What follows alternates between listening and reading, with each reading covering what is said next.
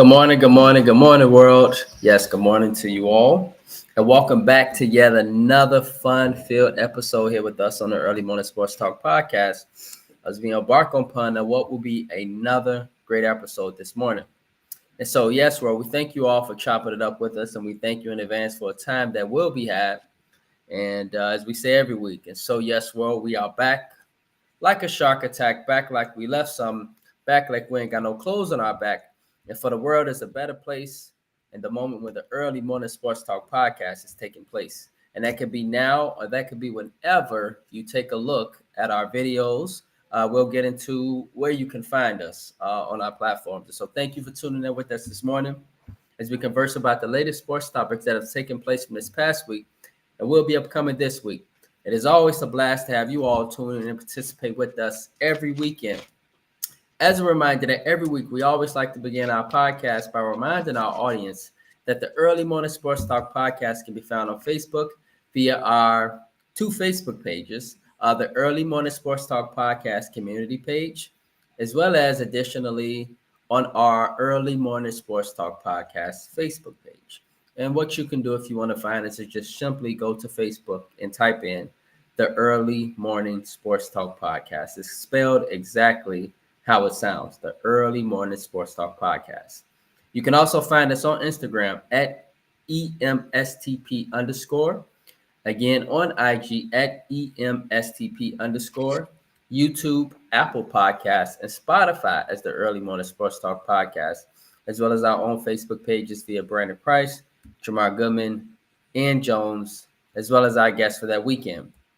Today is February 8th, 2025, and we have seen yet again another fascinating week in the sports world, where we saw the NBA trade deadline completely take over the headlines as a number of huge, impactful trades took place, beginning with one of, and if not, the most shocking trade in NBA history, where Luka Doncic, a top three international player, international superstar, um, just fresh off an NBA Finals appearance. He's in the categories of Michael Jordan and Wilt Chamberlain for scoring. I mean, it's elite company. This young man is 25 years old. He was dealt overnight to the Los Angeles Lakers in exchange for another top 10 player, in my opinion, and most people's opinion. We know Anthony Davis is far from a scrub. Mr. Chicago's own NBA champion, got robbed of an MVP, if you ask me, one season. And Anthony Davis. Additionally, we would see Jimmy Butler dealt to the Dubs, and questions immediately began to be asked, Jamar, how Jimmy Butler and Draymond Green, as two alpha males, would coexist in the same locker room.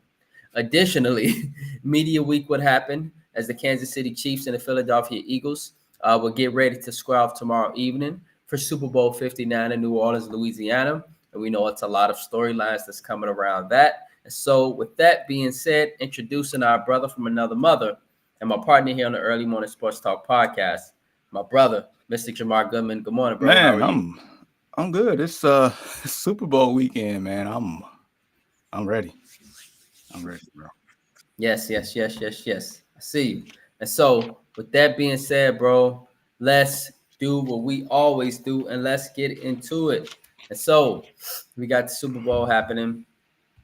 We look at this as, I mean, one of the greatest sporting events that always occurs. And who isn't excited for the Super Bowl, right? And so, as we get into the Super Bowl, we're going to do what's basically the NFL reactions and overreactions. We'll get into the NBA and different things as well, but we always start our podcast in the NFL season with the Super Bowl. All right. So, Yep. Jamar, first, as we dive into the Super Bowl, is it an overreaction to think that Saquon Barkley will have to rush for over 100 yards in order for the Philadelphia Eagles to have a chance on winning this No, game? I'm gonna say that's not an overreaction. The Eagles' strength this year has been Saquon Barkley. So Mm-hmm. here's the thing: like the Eagles, for the past few seasons have been one of the, I guess we can put them in the elite category or whatnot. or I could really just simplify it as a Super Bowl contender for the past few seasons.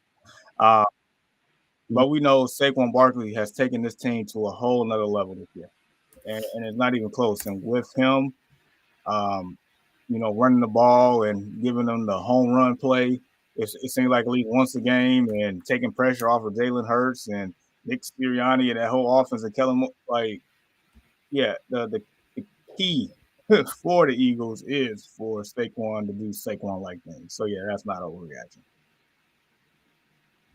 Right. And so just diving into this, bro. Saquon Barkley, we have seen this guy be very explosive, right? He is a home run hit. He can hit you with an 80-yard play, but he can hit you with some very, very wow, oh my God, did you see that? Oh my God, did you see him hurdle him? Did you see him spin off him? Did you see that speed? Did you see this? Did you see that? When it comes to Saquon Barkley, bro, how pivotal is he to the success of the Eagles in this Super Bowl? And do you think that he's more pivotal to this Super Bowl championship potentially than actually the quarterback or anybody on this football team? I think he is. The Eagles will go as far as Saquon Barkley would take them. That has been the MO the whole year. But bro, that's even over the quarterback. Yes. That's even over the quarterback. The quarterback. Correct. That's even more. He's more important to that team than Jalen Hurts is. And I will stand by that. I mean, we know how great of a talent Saquon Barkley has been in this league. We've seen it. Even with that atrocious organization in the New York Giants, we saw how talented Saquon Barkley has been. Heck, we've been on this show many a times calling Daniel Jones Danny Crunch because we know that he stole Saquon Barkley's money. If they did the right thing, Saquon Barkley would still be a New York Giant. But he took his talents probably about, less than 100 miles away to Philadelphia and train right away. Pretty much. And became the perfect fit, the missing ingredient for this team to get back to the Super Bowl, to actually pretty much have a strong chance of getting a ring. Like they have a legitimate shot of getting it done. They do. And it all falls on Saquon Barkley and his running ability and his playmaking ability and everything else that goes along with the positive traits of Saquon Barkley. Is Saquon Barkley a bust, in my opinion, for the Philadelphia Eagles? But, bro, now we've been stating this, and last week the question was asked on the podcast that if the quarterback, right? If the quarterback, once again, the quarterback by the name of Jalen Hurts win this Super Bowl, that he could have the opportunity to cement himself with respect on his name and potentially as a top 10 quarterback in the NFL. We said that just last week. Now we're saying, on the other hand, that Saquon Barkley is more pivotal to the Eagles Super Bowl chances. And so I don't know how consistent we are with this as a podcast, being that we're saying that Saquon Barkley is more important to the Eagles' success for the Super Bowl than potentially, as we stated last week, with Jalen Hurts. If he wins, we need to put respect on his name, and he should be acknowledged as that dude. He should be online for the Hall of Fame. He should be regarded as a top 10 quarterback in the NFL. How do we get from there to here? They're not mutually exclusive. Both can be true at the same time. So just because, let's just say if the Eagles win, just because they win doesn't mean that, we don't put respect on Jalen Hurts' name. At the same time, it doesn't mean that the path to victory doesn't come from Saquon Barkley either. I mean, Saquon Barkley makes everybody on that offense lives so much easier. Like, if you're going to sit here and tell me, let's just say, for example, if you're going to sit here and tell me the Philadelphia Eagles are going to win, and it's more so because Jalen Hurts is dropping back 45-plus times in the game, as opposed to giving the ball Saquon Barkley about 20 times a game, that the Eagles are going to have success and win the game, I don't see it. I don't. Like, Jalen Hurts doesn't have to put the team on his back to win this game. He just got to get the ball to number 26, and he's just filling the gaps. That's been the formula. Wow. So that sounded a little crazy, bro. So you said literally for Jalen Hurts, y'all, listen to our 4 viewers right now. For Jalen Hurts to be regarded as a top 10 quarterback, to have respect put on his name, and to be online for the Hall of Fame, all that man got to do tomorrow is give Saquon Barkley the ball and pretty much let him take him to that glory. Pretty much. I mean, he don't have to. He don't have to overdo it. It's not like Sirianni like, hey, number one, go out there and win the game for. Like, no, he don't have to do that. He don't. He really don't. Like, he has the weapons, but he don't have. But bro, right, and this is world.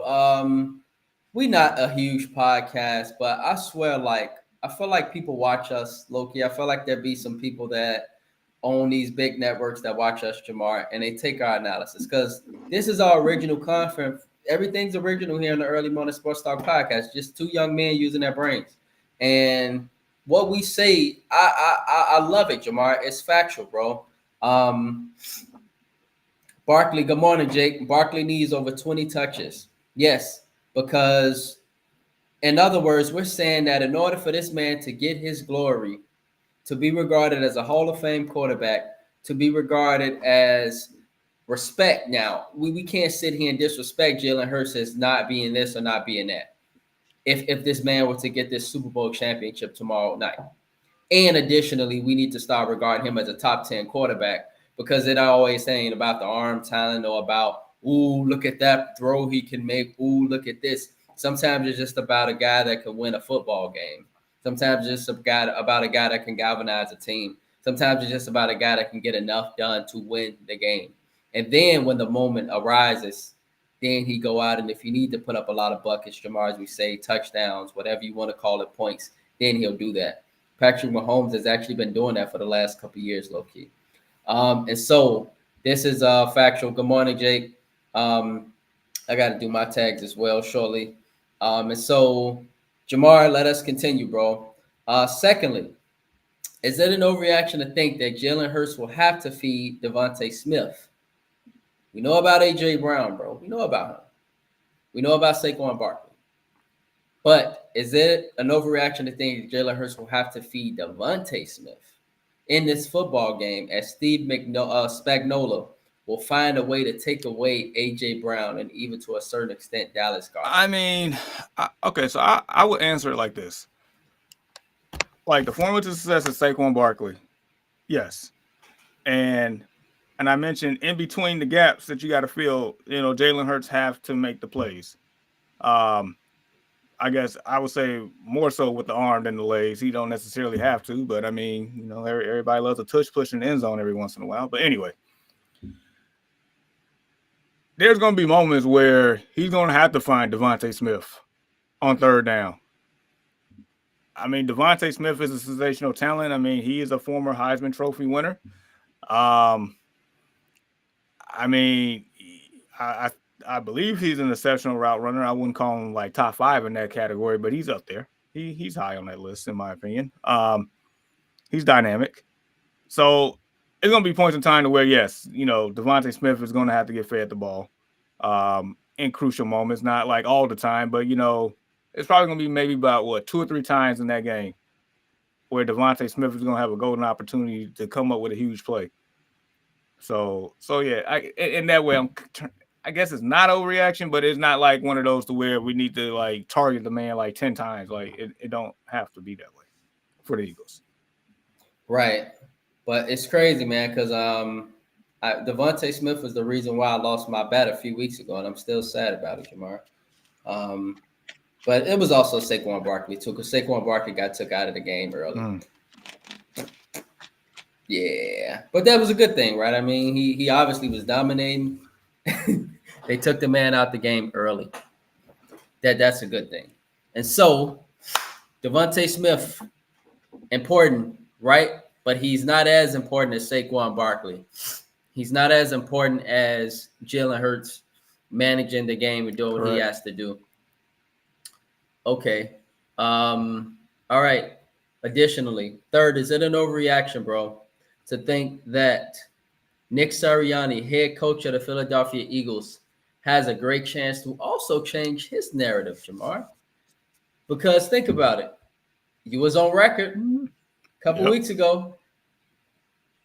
You were stating that Nick Sirianni has a lot of question marks. But when we sit here and look at Nick Sirianni, he's a winning coach. You know? And I'm going to address Jake's comment shortly.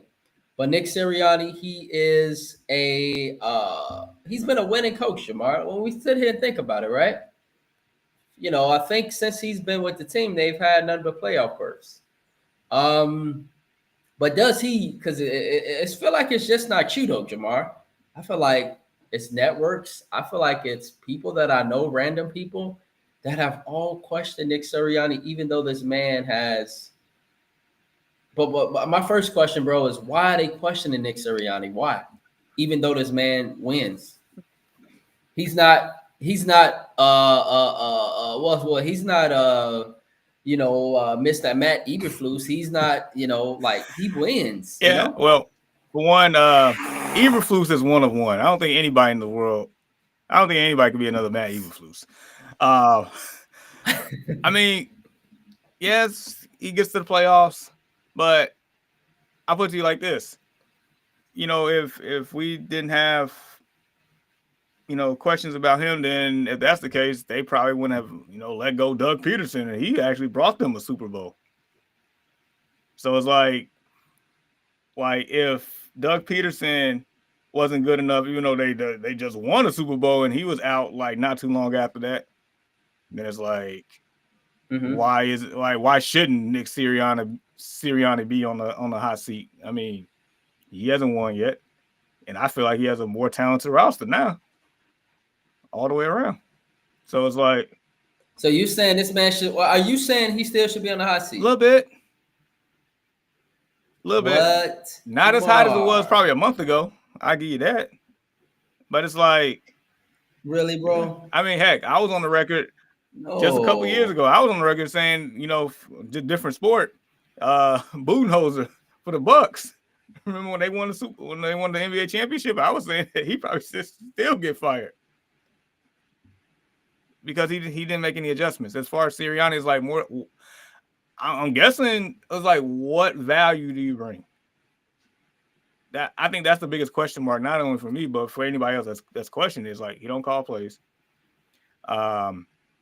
Okay, well, is he a leader of men? Well, maybe not, because I feel like that locker room is a little bit divided. Maybe not as much because, winning cures all type deal.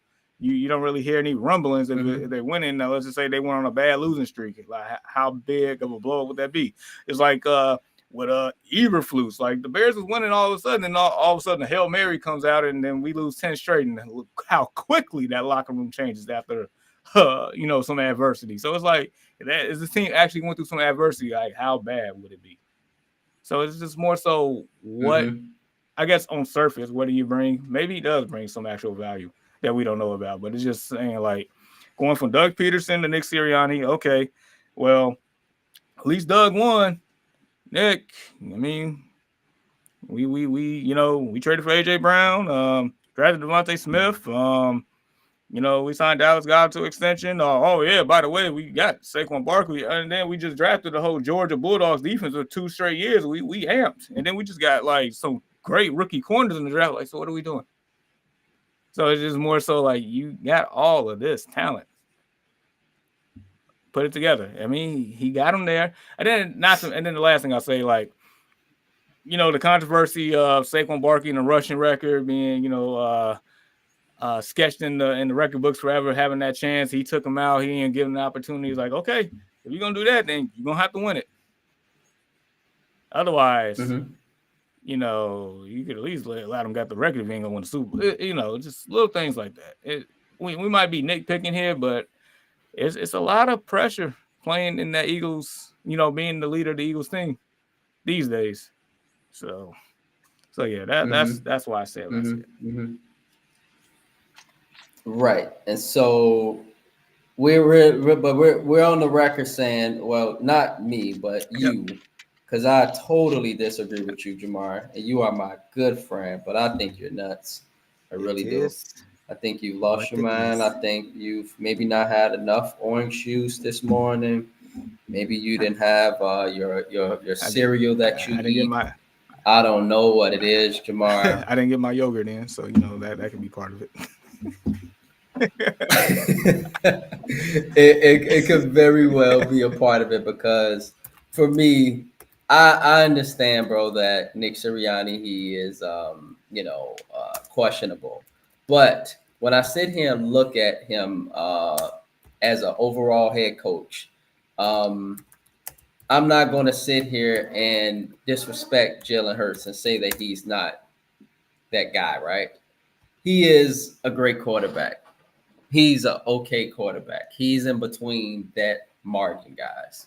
But he ain't no Patrick Mahomes, okay? And so Jalen Hurts came out of college and he was, benched technically, right? Had to transfer, right? Get out of Alabama, right?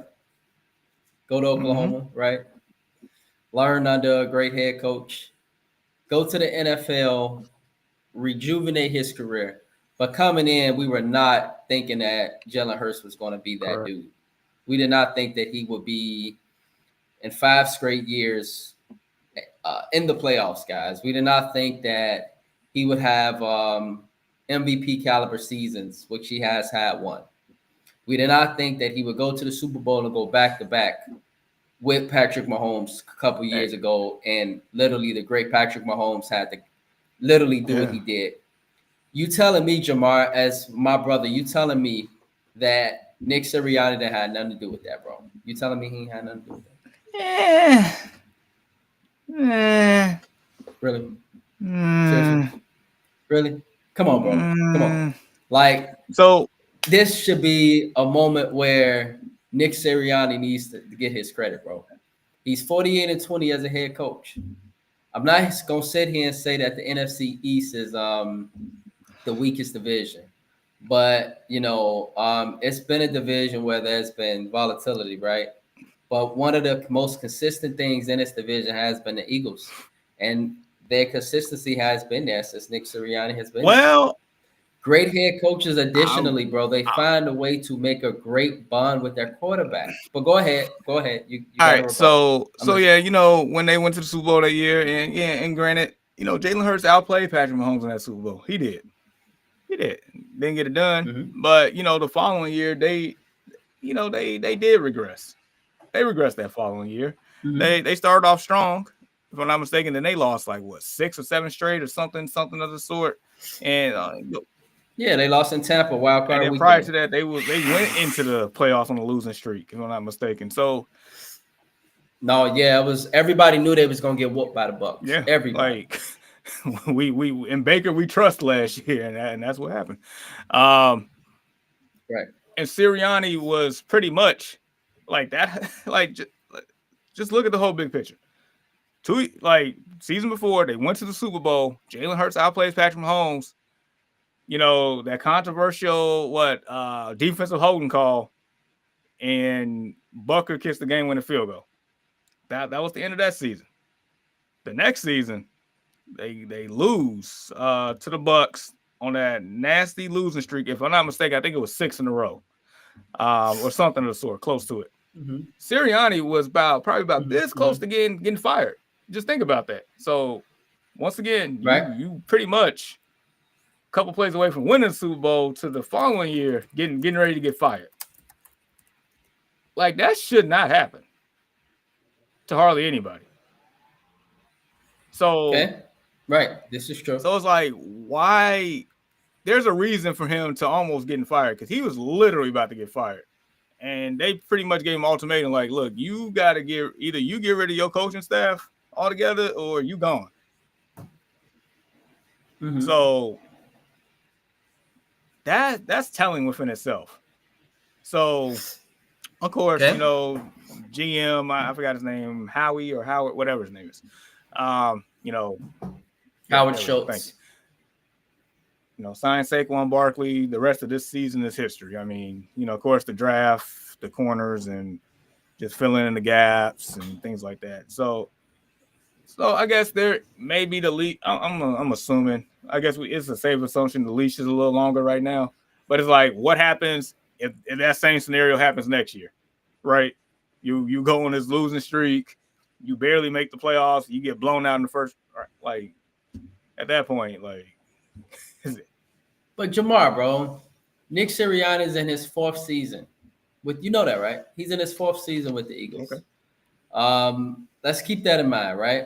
His 2nd season, he led them to the Super Bowl. This is his 4th season. He led them to 2 Super Bowl berths in 4 seasons as the head coach. I don't see how this man is. I get that, but that was, like last year. But now, he's led them to the Super Bowl again. Nick Sirianni, I think somehow, some way, if he probably wasn't the head coach, I don't know if A.J. Brown comes there. I don't know if Saquon Barkley comes there. And so for me, I'm on the opposite end of you with Love. I think that Nick Sirianni is a great head coach. And I think he should be regarded as a really good head coach that needs to Jeffrey Price, good morning. Good morning, bro. Good morning. Good morning. Yes, this is my brother, everybody. And so my big brother, my oldest brother. And so, yeah. And so Nick Sirianni, Jamar, in my opinion, this man deserves to have respect put on his name.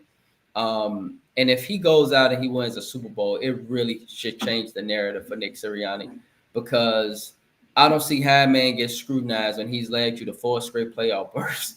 On top of that, has led you to 2 Super Bowls. And then if he led you to a Super Bowl championship, what else can you say? I guess maybe, he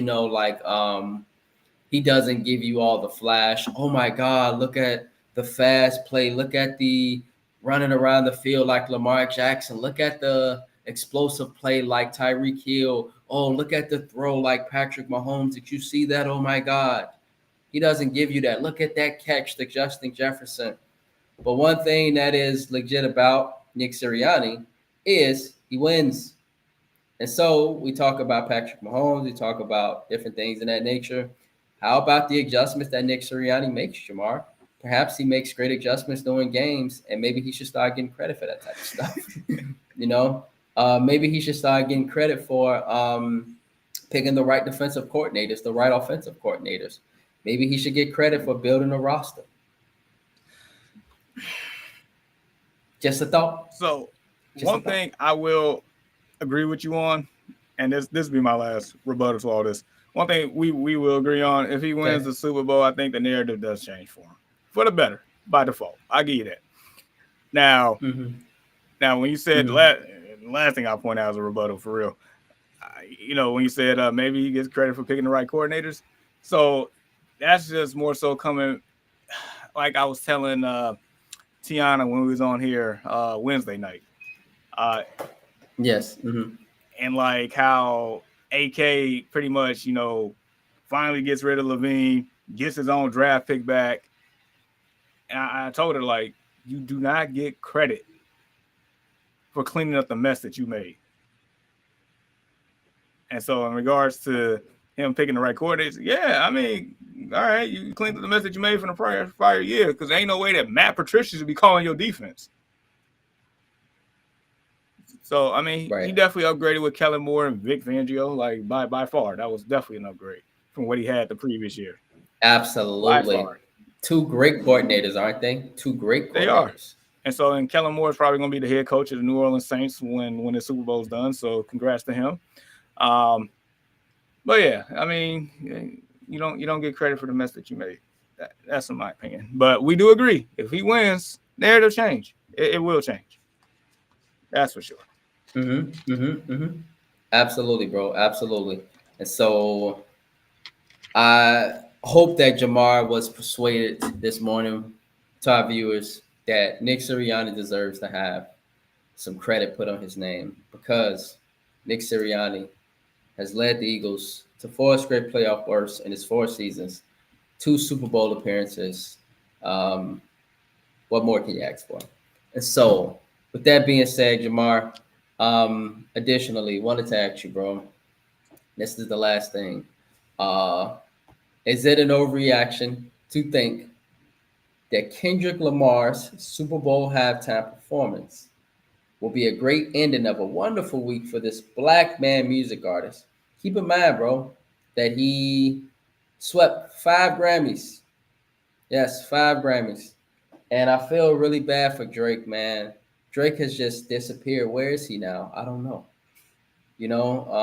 I maybe read on Google that he was doing a tour date. He's starting a tour date tomorrow, and he's starting a tour. Oddly enough, on the same day that Kendrick Lamar will be doing the Super Bowl halftime performance, and so I guess he had to do something, right? And so, um, I guess this also serves as a lesson to not start a beef with Kendrick Lamar. Um, he got he got bodied in every way possible. And it was even worse, bro, when I watched the Grammys. I didn't watch them, but I watched a little bit of it. And when I saw it, I saw a lot of people singing his song in the audience. And they were all saying, Minor. If I was Drake and I saw that, Jamar, I would be hiding under my bed in the room in the basement somewhere. Like, I would just be flatline. I would, man, I feel bad for Drake. Oh man. Hey, they they not like Kendrick, dog. That's the best way to put it. I mean, but what person would start a tour on the Super Bowl on the day of the Super Bowl? Like who in their right mind would do that? Like why? Drake. I guess he had to do something. Yeah, that wasn't it. He could have just sat at home and did nothing. That would have been better than starting a tour date on the Super Bowl. I mean, that's wild. Yeah, so yeah, bro. This is crazy, but yes. But yeah, to answer your question though, that no, it would be a great ending. You know, for I mean, this would be the icing on the cake throughout all of this, from the beef to him winning awards and like, I mean, this man won a Grammy for a diss track. Like that's incredible. Right. Who does that? Like, and then he wore all denim jean outfit, which is a Canadian tuxedo. So it's the shot right there at the Grammy. So it's just the subtle things. I mean, hey man, Kendrick, that dude, and so this will captivate all of that, and we can move on to the next chapter. But yeah, Kendrick deserves all the love that he's getting. So. Right, and I feel bad for Drake. Hopefully Drake, he's able to bounce back, man, and kind of rejuvenate his career. We'll see what he does, but he definitely he got to respond. I don't know how he gonna respond, dog, but those one of those you let go, let God type of thing. He don't need to do anything. Just ignore it and move on, dog. It's over. It's nothing he can respond with. Just go take up knitting or something like this. Just do something different. Crocheting, I don't know. And so yeah, right. And so the Super Bowl halftime performance is going to include SZA. I know she got a few songs, and that's all I really heard. And so I don't know how excited I am. I just know that when I hear the song, I'll be like, okay, I know he gonna do that, but I know he gonna do Not Like Us. But I guess if it is Kendrick Lamar, I'm more so, all right. I'm looking to hear that. I'm looking to hear, Vibe. Don't kill my vibe. Yeah. I'm looking to hear Poetic Justice. I'm looking to actually hear it's a song he got, bro, where I can't remember the name of the song, bro, but it's cold as hell. It's with a rapper though. And on the song he say smoking on your top 5 tonight, smoking on your top 5. And he say that at the end of the song, "Smoking on Your Top 5." But I hope he do that one, because on the song, the dude just go in. He rapped for like 2 minutes straight, G, like non-stop. Like, I tell you my past, and it ain't like Bone, it ain't like Twista, none like them. He ain't going like Busta Rhymes, Twista, Bone, but like he just the breathing. I'm like, how does he do that? How does he do that? And so the name of the song, bro, that I hope he do is because I listen to Kendrick quite often. Well, I listen to this song at least. And bro, it's called Family Ties with Baby Keem. Okay. Family Ties with Baby Keem. And it go hard because the dude rap about 5 minutes straight. Like, and I'm just sitting there and I'm like, damn, how he do that? And so the song definitely go hard, bro. And so I hope he do that. We'll see. But he got a lot of hits, Kendrick Lamar. We'll see. Maybe he got some surprises too, you know. But I'm looking forward to the football game, bro. So with that being said, Jamar, it's me and you. We got to do something that I guess everybody has been doing. We got to make our picks. And so with that being said, I will. Let's do it like this though. Since it's just us, we gonna dissect this, and then at the end we'll make the pick. Sound fair? Okay. So yes, let's go ahead and let's dissect. You can ask me first. Whatever question you got. So, I mean, obviously, better quarterback. I mean, obviously, Mahomes. Better running game. Obviously, Eagles with Saquon. Yeah. The pass catching. Now, how would you go that? Because, you know, the Eagles got A.J. Brown, Devontae Smith, Dallas Goedert, those guys.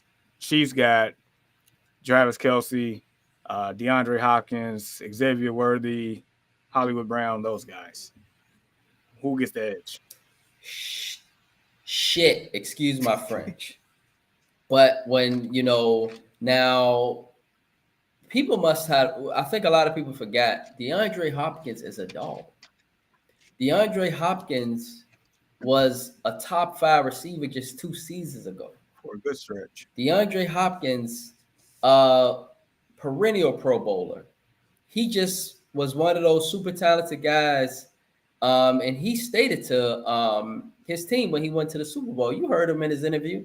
He said they let me go for a bag of chips for pennies. You know? And so it makes it really difficult here because A.J. Brown is a grown man. I don't think he's definitely a top 5 receiver in the NFL. That's just my opinion. We was talking about that about a month ago. Remember, Jamar? And Devontae Smith is very efficient, great route runner. Dallas Goedert is a dog. He's a grown man too. But then when you look at Travis Kelce, come on, man. Travis Kelce, Hall of Famer. This man, he don't even play football until it's January. He don't even start playing football until it's January. And then when he started playing, then you like, damn, this man busts around and get like 80, 90 yards out of nowhere. Making magic. Xavier Worthy, he's clearly the fastest player on the field outside of Saquon Barkley, Jamar. Yeah. You know, hit you. Boom. Y'all saw the catch that man did a couple weeks ago. Hollywood Brown, that's another lightning rod. This man got a lot to prove, Hollywood Brown. And he was regarded as a great receiver too, just not too long ago. Jamar, how do we come up with this one? I would say because the best receiver is on the Eagles, I would have to go with the Eagles. I would have to go with A.J. Brown, Devontae Smith, Dallas Goedert, because A.J. Brown, at the end of the day, if you leave him in a one-on-one situation, good luck. Whereas with DeAndre Hopkins, I feel like, you know, you got a better chance of stopping him than you do A.J. Brown. A.J. Brown just can body you. He can push you. He can move you. He can make an amazing catch. He can outrun you. He can do everything. He's like an Andre Johnson. I don't know how you really stop him. And so You got to hope you can stop. Some people that, and Jamar, you know this as a sports guy. Some people like Steph Curry, LeBron James, Michael Jordan, Tom Brady, Patrick Mahomes, they're so great to where you can't stop them. The only thing you can do is try to limit them. You know they're going to get theirs regardless. But the best you could do is try to limit them. I'm not saying A.J. Brown is on their levels, but he's great as a receiver to where the best you can do in specific situations is try to limit him. But he's going to eat.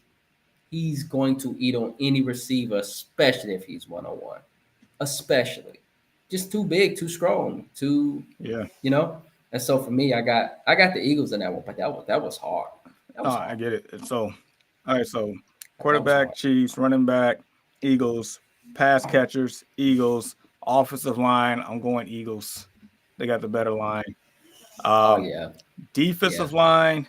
Yeah.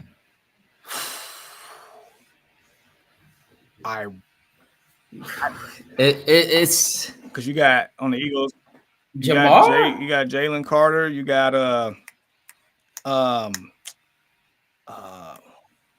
we got Graham, you got, you know, he's been around Corey Graham for years. He was on that Super Bowl championship I think team. They got Josh Jordan Davis is on that line too. Joshua Sweat, but don't remember. They also got remember when we used to watch Georgia, big fat number 99, that big ass number 99 for Georgia, that nose tackle. And we used to say a few years back, like, oh my God, Georgia's just so big. Like they are just so big. You remember Jordan Davis? He went to Georgia with Jalen Carter. Won a national championship with Georgia, was a part of that run. He's on that defensive line too, Jamar. People sleep on him because it's Jalen Carter and it's because all these other guys, but he's highly efficient too. Yeah. You know? And so I got to go with the Eagles as well on the defensive line. And no disrespect to Chris Jones. I know he make a lot of great plays when it matters, but Chris Jones make a lot of great plays when it matters. He don't just fill up the stat sheet to where he's a Pro Bowler. He's a championship player, but he's not the Pro Bowler type. So his impact is like it's like almost like no, I don't want to. So he does plays as well that doesn't show up on the stat sheet that helps others get their plays. He'll like command a double team to where, or doesn't move to where it frees up. Free somebody up. So I do give a slight edge to the Eagles on that one for as far as the defensive line. The linebackers. But just really quickly, Jamar, really quickly. We want to give a lot of respect to the Chiefs defensive line. Legit. We know Karlaftis is very legit. He needs to start getting his money, Jamar. You're right. And you know, and let me say this. This is probably the two best defenses in the league that's in the Super Bowl. Oh, yeah, absolutely. For me, yes, these are the top two defenses. Yes. I no disrespect to anybody else. This is elite talent across the board as a whole. So yeah, no, I agree with you. I mean, Chiefs defensive line is great. It's just we, picking hairs here and stuff like that. I mean, it's the Eagles. Linebackers, I may go Chiefs here just because of injury to Dean. I think that hurts. I think I'm gonna lean Chiefs on that one. Defensive backs. This is where it gets interesting because McDuffie, he's been stellar. Then on the other and Reed, he's been pretty good too. On the other side, you got some rookies out there, and then you got Slay out there. Right, that's why I was going. Slay is one of the top cornerbacks in football. Gardner Johnson is very elite. Let's also not forget, bro, Quinyon Mitchell, the rookie, and then DeJon Cooper. Yeah. He's good too. So it's like Reed Blankenship. He's been there for some years. He's been a key piece to the Eagles' success. So, yeah. Sheesh. I might have to lean Eagles. Like, and that wasn't even the case at the beginning of the year. Right. Like the beginning of the year, they were collectively they didn't play well, but as the season progressed, they've gotten better and better. The second half of the year, they turned it up. So right. So yeah, you got that, and then special teams.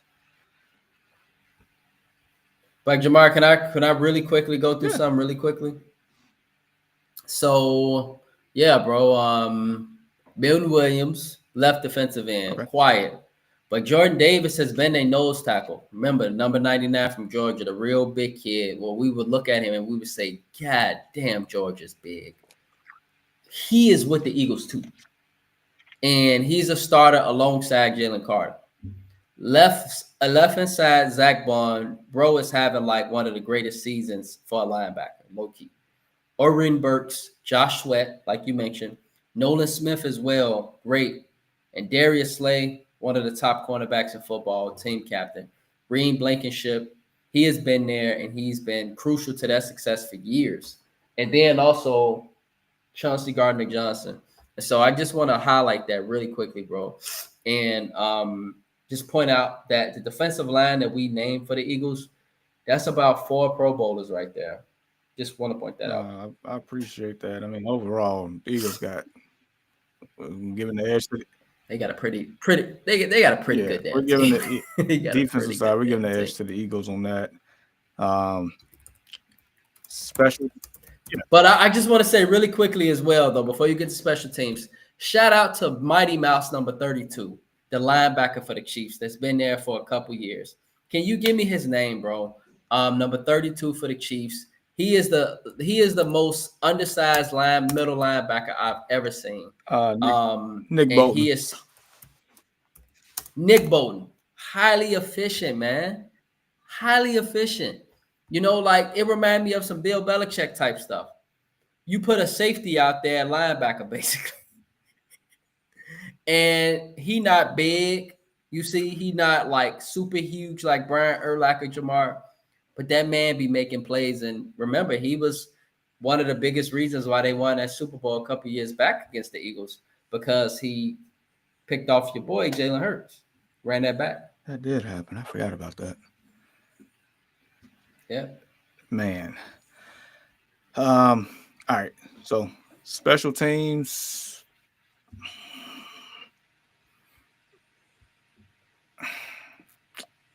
I don't know. That's hard. It's I might hard. Give a push. For me, the Chiefs. Okay. And then go ahead. No, I was just going to say for me, the Chiefs, because you could put Xavier Worthy back there. You know, they've had some great returns. If they didn't have such nice return game, they probably wouldn't even beat the Bills, bro. Legitimately. Patrick Mahomes got some help that game from special teams. And then also, of course, the kicker, you know, who is, I know we talk about a lot of great kickers, but how about the Kansas City Chiefs? How about him? You know, like, he's won you 2 games this postseason, low-key. And what's wild is he had surgery in the middle of the year. Like, he missed a chunk of time this year. Mm-hmm. So he's still, like, working his way through that. And I still trust Harrison Butker over Jake Elliott. And I know Jake Elliott has a leg. He does. He definitely can kick. But I trust Harrison Butker more with that one. And then the last category is coaching, which I know you love your boy Sirianni, but ain't no way I'm taking him over Andy Reid. There's no way. No, I'm with you. I'm not. You know, but I do want to highlight, as we did in the NFL reactions over overreactions, that he has a chance to solidify his name as a great coach in the NFL if he were to win the Super Bowl. We're not saying that he's going to be marked as an all-time great, but we're saying that he has an opportunity to do something great and put some respect on that man's name. You know, like, he has a really good chance here. And so, But no, none of us. I don't think nobody, if they know football, will pick Nick Sirianni over Andy Reid. No, it's impossible. You can't. So, yeah, bro. And so I guess with that being said, Jamar, you got anything else, man, for make our picks, bro? No, that's pretty much it. We went through every part of it. It clearly seems like the Eagles, just like in my opinion, just like when they played a couple years ago, the Eagles had the better team. Right. It feels like the Eagles overall have a better team. And we know Kansas City has not played their best football at all this year, but yet here they are again. And so with all that being said, I'm not betting against that man. I'm not doing it. I'm not doing it. Wow, we did all that analysis though, and we seen everything literally point towards the Eagles as the better. And I kid you not. So the odds, like they got Kansas City as a 1.5 point favorite, but like if you bet the money line on the Chiefs, it's minus 116. If you bet the money line on the Eagles, it's minus 102, which is pretty much telling you that, like, so on a neutral field, and this is technically a neutral field, in a neutral game, the Eagles are favorites. But they're giving so much respect to number 15. That's the hesitation right now. Because they've seen it happen time and time again. The Eagles had the better team a couple of years ago. He wins. Last year, the 49ers team was just stout across the board. They were better, and that's why I picked them. I legitly still to this day, Jamar, I say proudly, I legitly thought that the 49ers had a better team and that they Yes. You know? Yes, and Kansas City wins.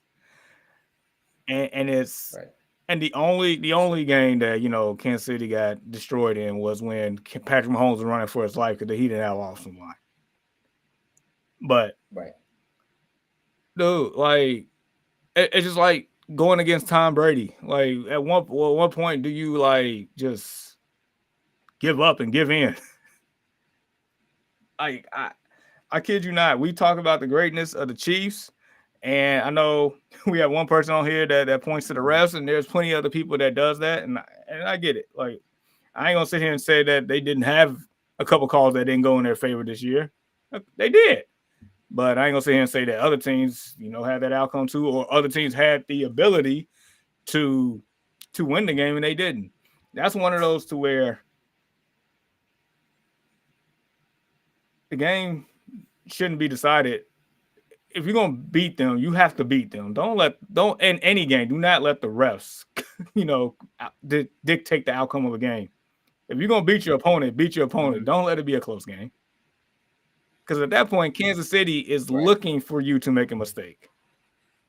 That's how they beat the Eagles last time. They made a mistake. That hold. And it was so controversial, but by the letter of the law, it was a defensive hold. It's just the fact that nobody, you didn't want to see that call at that particular point of the game because it pretty much dictated the game. But at the same time, if I'm not mistaken, the Kansas City was down, 10 points at halftime or 11 points at halftime, and they came roaring back. The Eagles had the momentum. They had the game. They let it go. Yes, they did. They lost that game. Kansas City, you know, they took advantage, and that's what they do. They know how to win. This year, it's been completely different how they formulated wins. They've been scrapping. They've been injured. They don't even have their full healthy team, and they made it here. They don't. Because I kid you not, Rashee Rice was still on the field. This would be a different discussion. Right. He's a very good receiver, and he was huge last year for them in the Super Bowl. Absolutely. He put a stamping on that team. So yeah, I can't do it. I can't bet against that man. I can't. Unless his offensive line is just as bad as what it was against Tampa, and the Eagles line. I mean, the Eagles line is great, but his line is not as bad as that. The exterior part of the line, the tackles, yeah, they're trash. The interior is good enough. So I can't bet against that man. The Eagles have a better team overall. I can't do it. I'm not gonna do it. So I got Kansas. Wow. Wow. And how we would love to see the narrative, right? Be the only quarterback, the only team in NFL history that will have 3 straight Super Bowl championships. How great would that sound? How great would that look? That would put him arguably in the GOAT alone conversation, according to some people, if he do that, Jamar. And I think that's a little crazy. Too early. But some people will say, "Are like the 3, he the GOAT, he the GOAT. Nobody ever did that before." But Jamar, you know your boy. I got to go with the better team. And for me, the better team is the Eagles. And so I have batted against Patrick Mahomes. Last year in the Super Bowl, I got burned. I batted against him. In the AFC Championship, I got burned. But I'm going to do it again. And I think this time, Jamar, I'm going to be successful. I think Jalen Hurts and the Philadelphia Eagles have the better football team. I think they have all the pieces.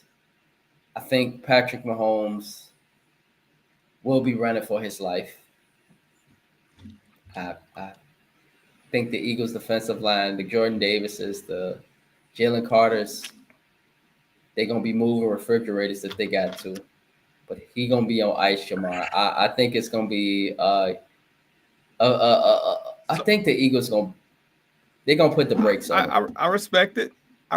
So 2 things. One is I'm gonna get the jokey joke out the way. In the case that the Eagles lose again, I'm gonna just remove you from the kitchen or buy you some oven mitts for your birthday. That's what I'm gonna do. That's the jokey joke. But all right, Jamar, as my boy, I'm willing to bet you $5. Okay. $5.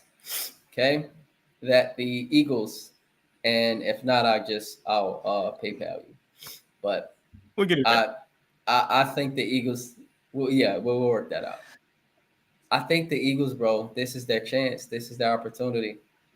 This is it. They gotta beat Patrick Mahomes, and they got the better team. They got the better running game. They got the better special teams. But not the special teams. Maybe you go with the Chiefs. They got the better defensive line, the better linebackers, the better receivers. They got the better everything outside of the head coaching. And that's come on, Eagles. And that's the point I was getting to. That was the other thing. We saw, you know how close that Matthew Stafford and Sean McVay was going into Lincoln Financial Field in those snowy conditions to pulling off the upset because they had the better coach and the better quarterback in that game. You're going to tell me on a neutral field where there's no weather conditions that one of the greatest coaches of all time and one of the greatest quarterbacks of all time cannot figure it out? That's the point. That's the part right there. Like, I get all that. The Eagles definitely have the better overall team, but I'm not betting against that combination right there. They have gotten it done time and time again. Right. I'm here to say this, that if the Chiefs win this game, Jamar, I will never bat against Patrick Mahomes again until he's like maybe older in his career. That's the biggest promise I can make. Until he starts hobbling and he's somewhere near older in his career, maybe, and he go up against a young dynamic quarterback or something like that, then I'll heavily consider it. If he go up against Joe Burrow or somebody, maybe I'll heavily consider it. But other than that, this will be the one game where I will pick the Eagles. Fly, Eagles, fly. I got the Eagles, bro. Yes. All right. And so, Jamar, Chiefs, me, Eagles. For our viewers, who you guys got for the Super Bowl? Let us know. We love to hear your insight, your takes.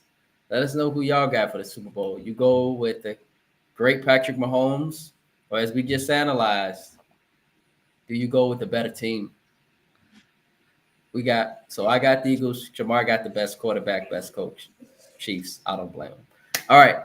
So in that case, Jamar, we got to move on to the NBA. We talked the whole hour of NFL football. And so we know what happened this week, bro. I text you all as I woke up last Sunday, and I asked, was it real? Was my phone like, tweaking, something like that? And it was very real. And so, Jamar, bro, I know you talked about this with Tiana, but as sports guys, we're gonna get into some of the stuff that we know already. Well, now we're not gonna get into the stuff that we know already. We're not gonna get into that. We're gonna get into some stuff that can happen in the future. And so, who you think right now, bro, got the best chance to win the championship this season? We talking about the Lakers and Mavs. Lakers and the Mavs. The Mavs. And reason being, AD, like, he saw the problem for the Mavs. He, like, his fit along. I mean, let me take it back because it's still so shocking, right? Like, the most rambunctious trade we have ever seen in NBA history, probably one of the most craziest trades ever in any sport. I mean, a couple weeks ago, he basically like, hey, we need a 5 here. Like, I'm tired of playing the 5. We need to go get a play 5. Rob Pelinka was like, all right, I'll get you a 5, all right. You're gonna be playing somewhere else to play alongside a 5. So that was one. Right. So, like, for him to go back to his natural position of the 4, that solves a need for the Mavs because they didn't really have that. They haven't really had that aspect since Dirk, an actual an all-star, all-pro, well, all NBA per se caliber player at that position. They got better on the defensive side of the ball by far with him. For sure. I know we make fun of, calling them street clothes and the president of the glass fraternity and all sorts of things because, he's often injured. But I would say in the last couple of years, he's been fairly more healthy than usual. And when he is healthy, he's a difference maker. I think the last game he played in the Lakers uniform was where he dropped 40 and 20 or something of the sort, something crazy. So you have. That's AD. AD could drop 40, 50, 40, 25, and 10. Don't play with him. He's sensational. And then you couple that with Kyrie Irving. I mean, you still got that scoring ability. You have Klay Thompson now. Yes, Klay Thompson is not the Klay Thompson of old. I mean, Klay Thompson you cannot win a championship with Klay Thompson being your second best player anymore. You can't do it. But he don't need to be the second best player. If he, in all reality, if he could be the 4th best player on that team, you're cooking with grease. Him being the 3rd best player, then you still have, you still got a shot, but it's more so his ability to get hot, because he's been hot a couple of times this year where he dropped like 6+ threes in the game, 6 or 7 threes in the game. Like, it's still there. Maybe just not as consistent as it once was, but it's still there. They traded for Caleb Martin as well. From the Sixers, if I'm not mistaken. So you got some added depth there. You got a coach that won a championship with the Mavs. I mean, I feel like with the Lakers too. Yeah, as a coach, right? He was an assistant coach at the time. With it, yeah. But yeah, man, I think as of right now, the Mavs are the better team and has a better chance of winning. And I feel like they are in the second half after the All-Star break, they're going to skyrocket up the standings, in my opinion, if healthy. So, right. And so I'm with you. I agree. The Mavs have the better chance because they better defensively. I don't see how we sit there and we disrespect Klay Thompson still. The man's a perennial champion. He's a sniper. You got to worry about him. I know him and Kyrie on the opposite ends of their careers, but come on. We was just talking about Kyrie Irving last year in the finals, bro, as being a key piece. We was just literally, saying that Anthony Davis, right, just a year ago, as a top 5 NBA player, right? We regard Klay Thompson as one of the greatest shooters of all, if not maybe the second best shooter of all time, right? We regard Jason Kidd as a great head coach. You still got PJ Washington there, right? That's a very solid piece that can get you a lot of points and play a lot of great defense as well. You still got other pieces there, that could give you depth. that could do the lob. You got some great fives there. Two nice fives. And the Bulls, we helped y'all like some damn idiots as we always do. But you got a great center from us, and so two great fives. Anthony Davis can go back to the 4. Yes, I think that the Mavs, bro, they will be a serious contender. I won't want to play them, but I want to get to the Lakers quickly, bro. So I understand they might not have a lot of size now, right? But they did just get Miller from the Hornets, right? They just got a center. And Jackson Hayes could go back to being a backup, right? But, he's still a nice backup center. I'm really interested in seeing how LeBron and Luka, do you think that will work? Do you think they both can coexist on the court at the same time? Because they're both very ball dominant. They both need the ball. I think it can work, but you might not have, how like you can put like combinations together.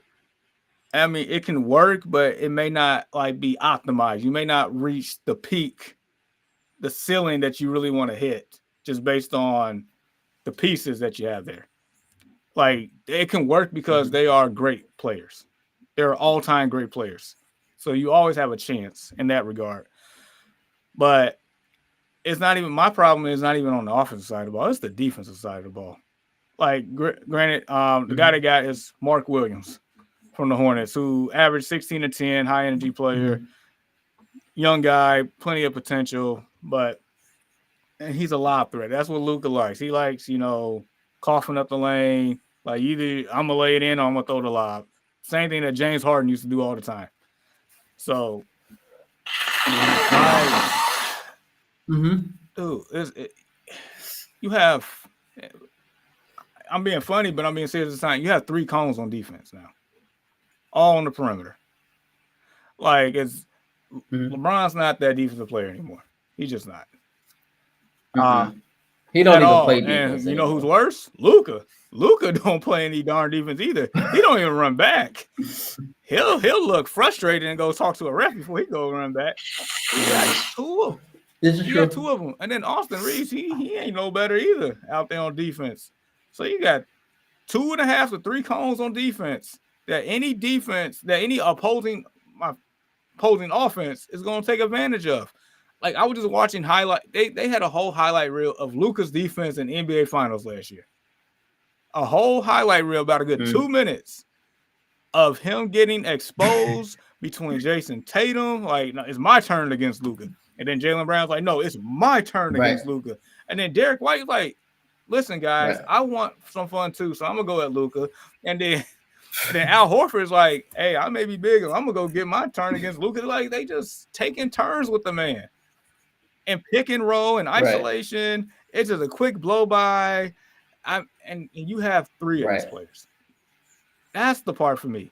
Like, I get it, offensive. Like, you got to outscore them. You're going to have to outscore them for real. Because Oscar Reeves can score. Luka Doncic can score. LeBron can score. Rui Hachimura can score.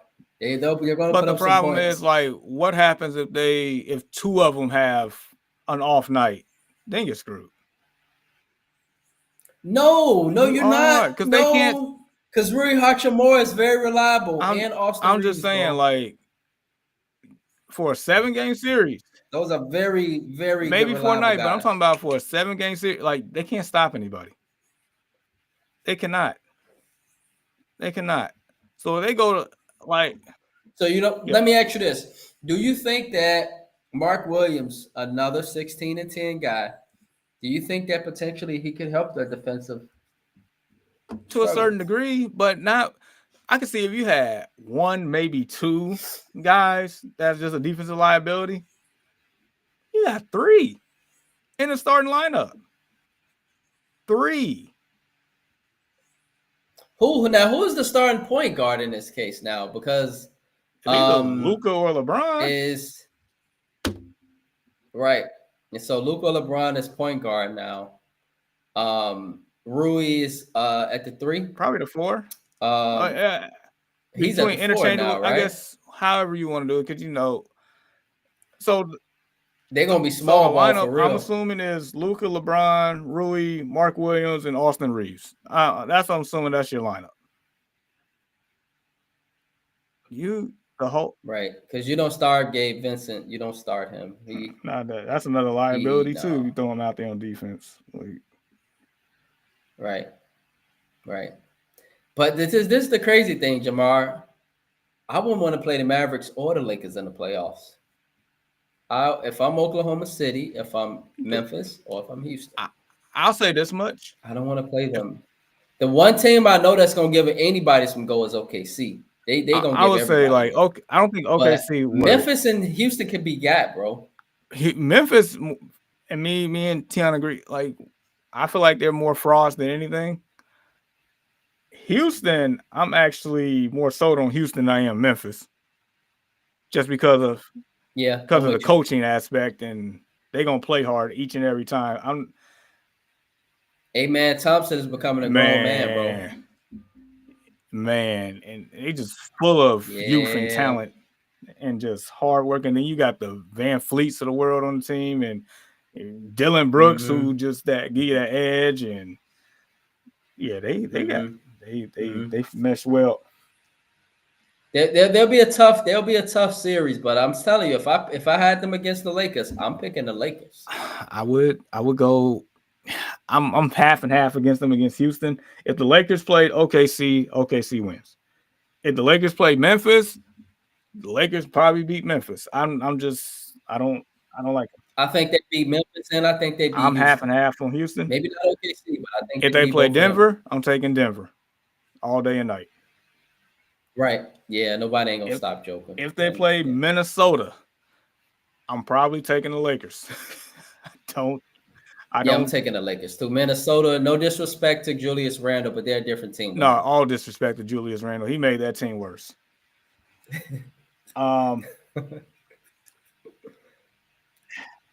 Phoenix even make it? I mean, they're ninth right now. No. We'll see. Sacramento is 10th. What about Golden State? We got to talk about that. I would say ask me in a month about them in that playoff scenario, but for now, we'll see. They're gonna be a tough out too. And if they look, we always point this out. Me and Jamar, y'all, we've been watching sports since we've been babies. We know what we talking about.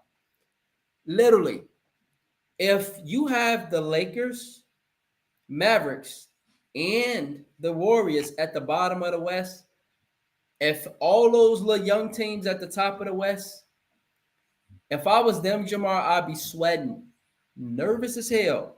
If I'm OKC and I got to play the Warriors in the first round, bro, or if I got to play the Lakers, or if I got to play the Mavericks, I'm not going into that series just like, oh, we finna go ahead. No, no. And especially if you playing the Warriors with Jimmy Butler now. You know how hard that's going to be to beat Jimmy Butler in a 7-game series? You better have some all-time greats, because that's really like this man has been on a mission for the last few years. And so, so the Warriors and the they're going to be tough, bro. They're going to be tough. But as we know, it comes down to matchups in the West. More times than not, it comes down to matchups. And so the Warriors and the Lakers, the size factor, that's the part that's going to be the biggest hurt for them. Because once again, if the Warriors plays Denver, I think Denver wins. If the Clippers play the Lakers or the Warriors, that series wouldn't be harder than what people think. I got the Lakers, but it would be harder. It'll be a hard series because the Clippers play the Lakers hard. And every time they play, I feel like they're a little bit tougher. You still feel like a little bit better? The Clippers a little bit, because like the Zubac thing, I feel like Zubac would be a problem to a certain degree. And if Zubac gets going, and I know I know Zubac is just a role player, but if Zubac gets going, that means James Harden getting going. If James Harden getting going, that means Norman Powell, who probably should have been considered for an all-star team, he gets going, and that means everybody else on that team plays a lot better. I mean, let's not forget about Kawhi, dog. No, I forgot Kawhi even plays. I know you did. All of us did. We all forgot about Kawhi. We all forgot about it because he don't play a lot. But I can assure you, I would hope he would be available. I would hope so too, because that would make things interesting. So teams with size, like the Sacramento Kings, because the fact that they traded for Jonas Valanciunas, that means Sabonis get to play his natural position of the 4. So you got a couple bigs, plus you have 2 scorers between DeMar and LaVine. So that's another dangerous 7-game series. Depending on matchups, that could be a problem. Right. And so, world, we here to point this out in the Early Morning Sports Talk podcast. I am not sold on the top of the West. Okay, with Memphis, with Houston, with OKC. In my eyes, Jamar could go crazy. OKC is still a fraud to me. They are not ready for the NBA Finals yet. No disrespect to them. But in a 7-game series, one of those teams at the West, they will be hell for them little baby teams. We saw it a couple years ago when the Lakers, as a 7 seed, made the conference finals. It's just about matchups. And that's my whole point here, Jamar. It's about matchups. OKC could get got, in my opinion, if they play the right team. I mean, they could get got if they play and they could get got in the first round. I'm not going that far. I'm putting that out there, and I'm confident about basketball. I'm confident a lot more about basketball than the NFL. OKC could get got in the first round if they play the right team. And they'll definitely get got in the second round. So who would be the right team in the first round? Because we're going to disagree on that one, but I out of curiosity, who would be the right team in the first round? Would it be so here's the standings right now. OKC's 1, then Memphis, then Denver, then Houston. That's your top 4. Lakers, Minnesota. And then the Clippers, Mavericks, Suns, Kings. Warriors at 11, San Antonio at 12. Who would be the team? Damn, and then San Antonio too. I know, and they look better. They look better with De'Aaron Fox. Right, and Victor Wembanyama. Oh my God! And then they got them the young pieces in San Antonio that's growing up like Stephen Castle, Vassell. The West, y'all, it ain't nothing to play with. The West ain't nothing to play with. No disrespect to the East. The East is boring as hell. But the West is the best. And judging off of all 12 of these teams, Jamar, it would all depend on who plays who.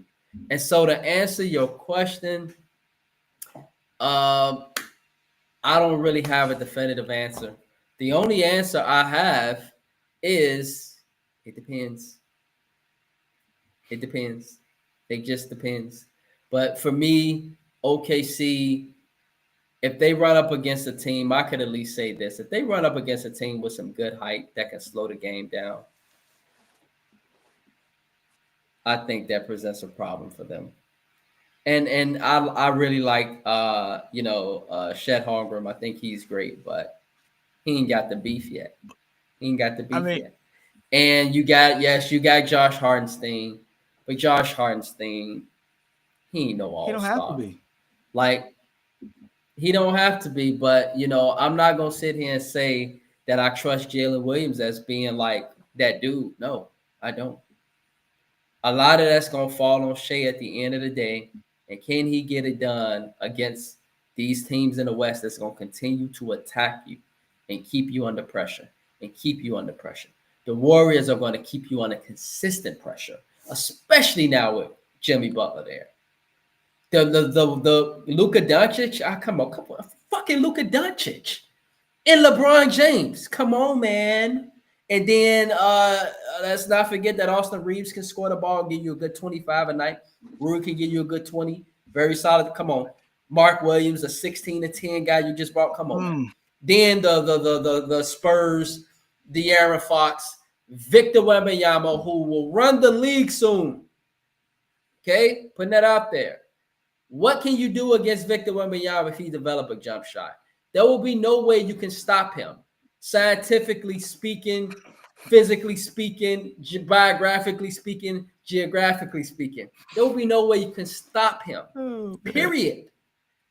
Come on, man. What was the Kings? Zach LaVine and DeMar DeRozan with Sabonis and Valanciunas. I'm not gonna sit here and just say that this team is done. No. Buddy Yield, by the way, is still on the Warriors too. He can shoot the hell out the rock. Like Jamar. So all the teams you just mentioned outside of the Suns, yeah, they're cooked. I'm not really worried about them. The locker room is toxic there. The 11 teams we just mentioned, bro, and we mentioned those top teams. Denver is the most trustworthy team out of them four for me. Yes, because they've done it before. Denver is the most trustworthy for me. But those other three that's in the top four, they could get got. All right, so here. So I was with you. Then I started thinking, because when you start naming off players, I'm like, okay. But then I'm like, all right, here's the deal. So I give you two teams that can maybe make OKC sweat in the first round. And that would be the Spurs if they get there. And that would be the Warriors. Those would be the two. But to really go... You cannot tell me that the Lakers will not make OKC sweat. I don't really see the Lakers dropping all the way down to 8 to play them in the first round. That's my... But where I'm going with that is if they do play them, or if they play one of those younger teams, like you mentioned, like, yeah, I get it, the experience and just the talent level, I get that. But I think OKC, where they had the leg up on a team like Memphis or Houston, is the fact that they've been through the growing pains and it's pretty much their time to shine. They have the energy to really run up and down the court. Because, like you mentioned, these players can score for the Lakers. But I kid you not, if they're running and they're going up 15 or 20 points, that game's a wash. That'd be for the game. It'd be more so for... You say OKC, they're going to blow them out. Yeah, if they get up like that. No, you're right. They got some sharks. It's over. They got some unnamed sharks on OKC. Not no big name guys. And it's more so because the Lakers can't get the stops or have the energy on defense to get the stops that they need to, like they once did when AD was on that team. Because and I know, if you're up 20, and if you're the other team that's trying to battle back, it's one possession at a time. You have to get one stop at a time, and they do not have the capability of doing that because you got 3 cones out there. And then you got one guy that's 40 that don't run back all the time, and then you got another guy that's 25 who definitely don't run back at all. And you just, in that case, just keep attacking, do the same thing. You just outrun them. Use that youth to your advantage. That's the thing.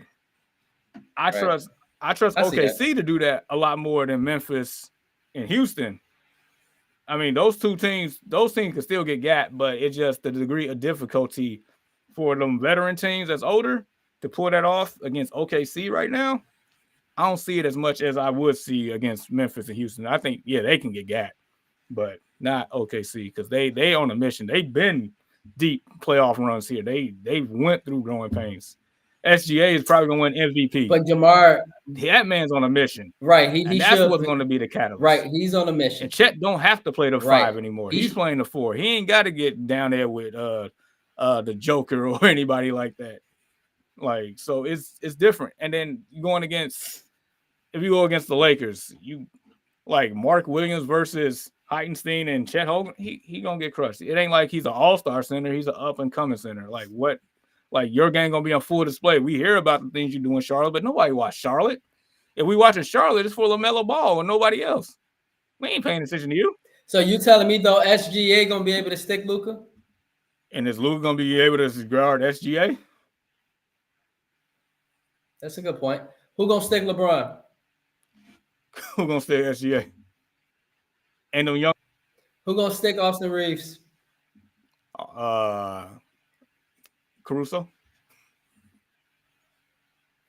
Okay. What I'm saying, they have high energy guys that can throw at them. But what I'm saying is, just like I felt. Go ahead. No, go ahead, Jamar. No, you finish. No, I was just saying, like, just with the Lakers as example, or just some of these other teams, I feel like the growing pains for OKC is still there. I don't think they're done. I feel like they need maybe another year. I think they're a year away from serious contention, but I don't know if they're ready yet. And I don't know if they're ready in the West. If they win the East, yes, it'll be all candles and it'll be great. It'll be just beautiful, romantic. But in the West, man, it's just too much volatility. It's too much competition. These are going to be deep series, Jamar. And the teams that I think that will outlast the other teams will be the veteran teams, because I don't know if OKC has the experience yet completely. Yeah, they got Alex Caruso. Yeah, they got Josh Hartenstein that came from a Tom Thibodeau system. But outside of that, I don't know if they have the experience yet, bro. And I think that's gonna get exposed if they go up against a veteran maybe team. They don't necessarily need the experience if that veteran team don't have any stamina left. And that's another thing. Like, let's just say if the Lakers. But LeBron, I don't see LeBron running out of stamina. I can't see that. Well, I mean, if he's taking plays off on defense all the time, then yeah, it conserves the energy. But here's the thing: like, if the Lakers let's say the Lakers play, Houston or the Clippers in the first round, right? And the series goes 7 games. That gets drawn out. And then OKC in their first couple of rounds, it goes no more than 5.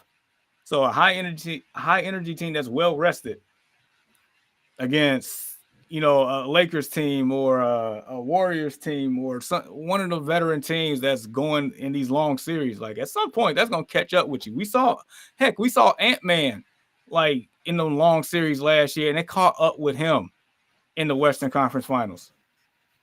It caught up with him. We saw Jimmy Butler a couple years ago when he was made that run and he get to the finals, but all that energy, it caught up with him. Like that, it's going to catch up. And you want to get a high energy young team, especially a couple of them that has a amnesia, that is oblivious. It's like we here, we run it right. But that's my thing. I know Luka might not be in shape right now, but I feel like with LeBron and him being in the same locker room, LeBron's going to take him under his wing, Jamar. We all know this, even our 4 viewers. We know that LeBron's going to take him under his wing. I guarantee there'll be a change in his diet. There'll be a change in his mindset. I think it could be very well by 3 months, 2 to 3 months, because that's when the playoffs start. I think that change could be there already. And I don't see a LeBron getting tired. It's going to take hell and high water for him to get tired. Because with the greats, Jamar, and you've played sports, I've played sports, you are tired when you do something. But sometimes you could become so robotic at something, Jamar, to where it just becomes, what do we say, habit, muscle memory, as we say in sports, muscle memory. I don't think the muscle memory of a LeBron James will care about a young youth. His muscle memory will continue to attack. He could be tired as hell. But I don't see him ever. That's what makes the greats, the GOATs. That's what put them in that category. They be tired as hell. But that muscle memory, they've put in so much work behind the scenes to where when it's in front of the cameras, it's just secondhand nature's muscle memory. Michael Jordan had muscle memory, y'all. He had muscle memory.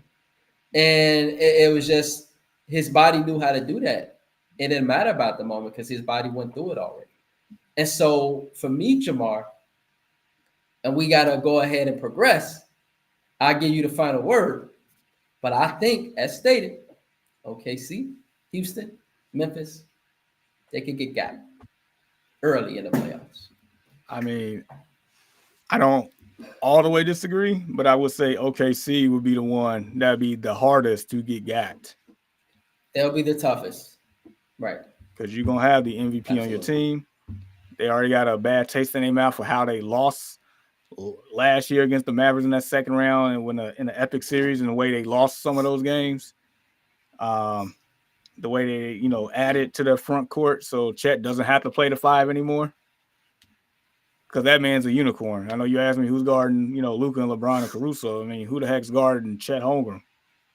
That's a whole nother problem within itself if he ain't got to play the 5. So, but nevertheless. And Jamar, bro, I love you, but that series was not epic. It was 6 games, and OKC squeaked by 1 game. They could have lost in 5. That series should have went 7. That series should have went 7. They lost it. They lost game 6. That series should have went 7. But they did blow a big lead in game 6. I remember that. Yeah. So early in the game.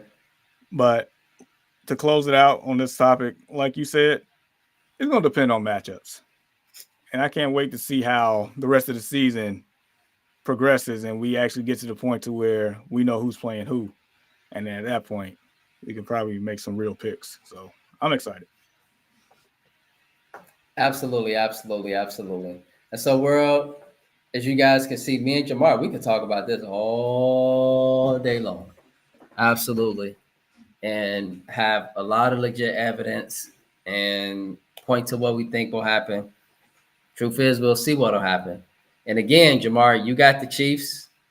I got the Eagles for the Super Bowl. Who you guys got? Give us your Super Bowl picks. Additionally, support this screen. You guys see that at the bottom of the screen. Use your telephone. Put in the QR code. It'll take you to our Venmo, which is what we use for our platform for financial stuff. And we'd appreciate the support, guys, and the love, truly. And so, that being said, Jamar, we don't have Ann's basement. And so at this point, bro, we just got final thoughts and shout outs. But in our final thoughts, is there anything that is hitting your final thought that you want to talk about as we progress into the weekend? I would say shout out to former NBA player Nate Robinson. If you don't know, he's been having some kidney issues over the years, and he basically stated a while ago if he didn't get a transplant, he's going to eventually die. But shout out to him because there was a donor, and he had surgery yesterday, no successful surgery. So shout out to Nate Robinson, man, former Knick, former Chicago Bull. A lot of different teams in the league, but his time here with the Bulls was definitely an uplifting time during the injuries of Derrick Rose. So it kept us, it kept giving us hope during that time. So I appreciate him and his hard efforts and him as a person. So shout out to Nate. Right. This is factual, bro. I just want to share a really good moment I had of Nate Robinson. So I don't know if you remember this series. It was back in 2014. Shout out to my big brother, CP Clinton. Me and my bro, C, we went to the Bulls playoff game, bro. This was against the Nets. Yeah, man. Back then, balling, shot calling, man. And so went to the Bulls game, me and my brother, right? And this was against the Nets.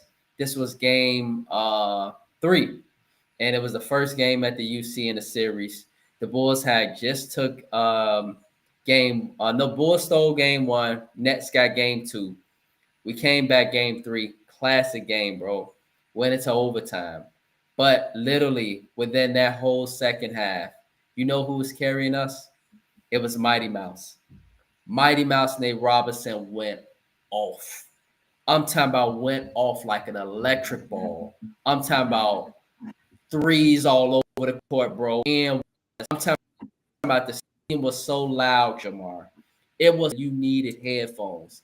The damn United Center was so loud because of Nate Robinson. It was unbearable how loud. And y'all know, us Chicagoans, we know how loud the Madhouse can get on the west side.